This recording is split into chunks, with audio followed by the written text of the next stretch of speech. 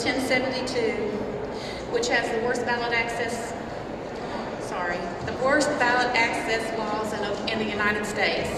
As it stands, third parties have to collect a little over 100,000 signatures, which is rarely done. House Bill 1072 will allow Oklahomans to have a voice by having more choices on the ballot. We have the author and the co-author of House Bill 1072, Charles Key and Eric Proctor. And then we also have two representatives running for U.S. Congress, Clark Duffy and R.J. Harris, here to speak. And now here's Representative Keys. Thank you.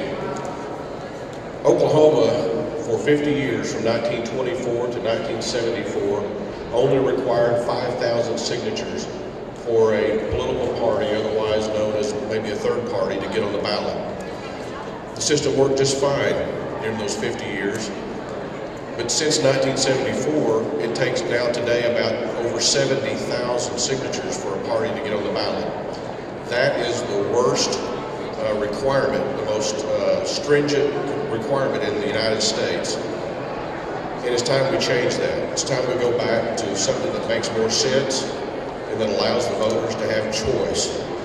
House Bill 1072 does that, and we are here to stress and to urge its passage. It's time that the Oklahoma voters have choice. It's the very heart and foundation of our political system, voting and the opportunity to vote for the person or the party that you want to.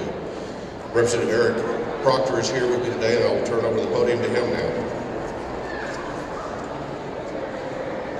Thank you, Representative Key, and I'm proud to stand with my colleague, a Republican from the Oklahoma City area, and a Democrat from Tulsa. But we agree that this is about fairness. This is about making every voice count. When I was a high school government teacher, what I would tell my students is that everyone in this country has an equal voice.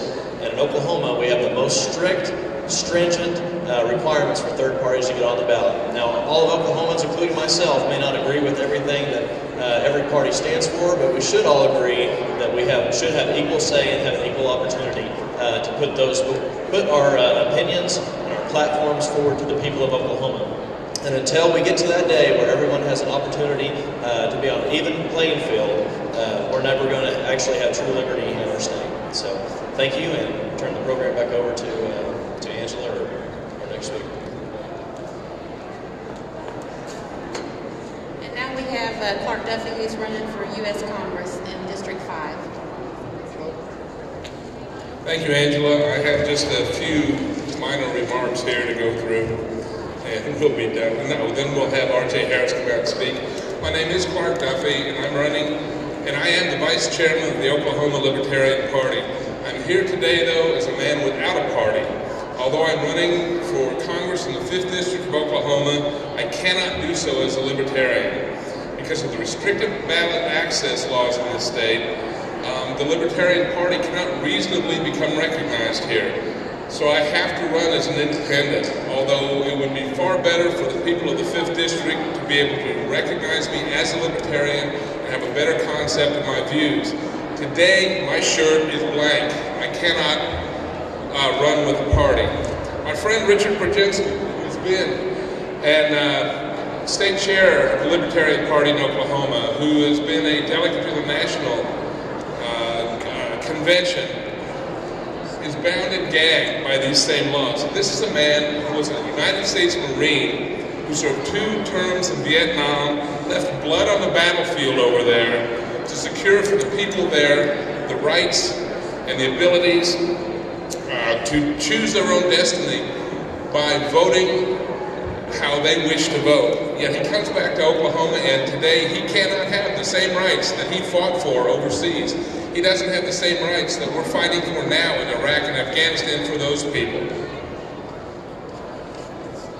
Even this short quiz over here, very short, 10 questions, demonstrates clearly that there are more than just 2 political points of view in this world, in this country, in this state, in the 5th District.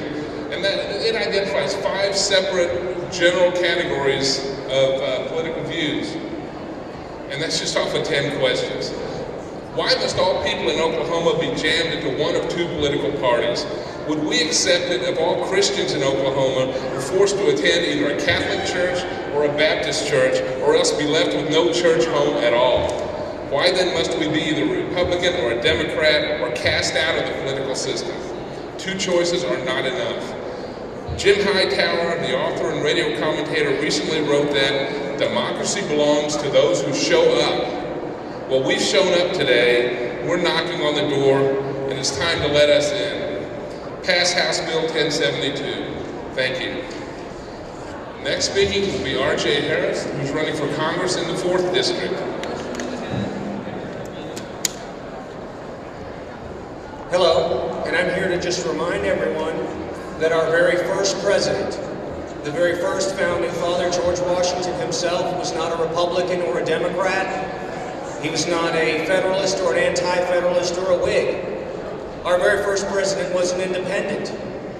He did not espouse that we form all of our opinions of our elected representatives and those that would serve as legislators or governors based off of their political party affiliation. In his farewell address to the nation, he admonished all of us to not give our patriotism and our fidelity to political parties, but instead to give that to the Republic and to the Constitution. And I'd like to remind everybody of that here today. And I'd like to ask this question: how far have we come? How far have we fallen when an independent like George Washington could not even get on the ballot here in our state? We need to fix that. We need to remedy that, and I think that's what the folks are here to call attention to today. That's what I'm here to call attention to today. And that is to say that what we need is to fix our ballot access for our state legislators, for our state officers, and make sure that all qualified candidates can get on the ballot and be recognized by the people. Folks, this gets to underpinning and underlying the legitimacy of our political process. If the best candidates are not on the ballot and are not able to be recognized and heard, then the legitimacy of the political process is called into question, because we are faced with a false dichotomy of choices. We are only given the candidates that the political parties picked for us, not the candidates that are necessarily the best suited for the job. And so I'm very happy and pleased to stand here in solidarity today with the folks from OBAR and ask everybody to bring their attention to this issue. Normally, as a candidate for federal office, I would not opine on a statewide issue, but this reaches into nearly every race that occurs in Oklahoma, and for that reason, I come before you today to speak on this issue and ask everyone to focus your attention on ballot access to ensure that candidates that you would like to support can be found on the ballot. Thank you. One last thing. If there are any questions, the members of OBAR and myself and the other representatives and candidates that are here to speak today are happy to answer questions after the press conference here. Thank you.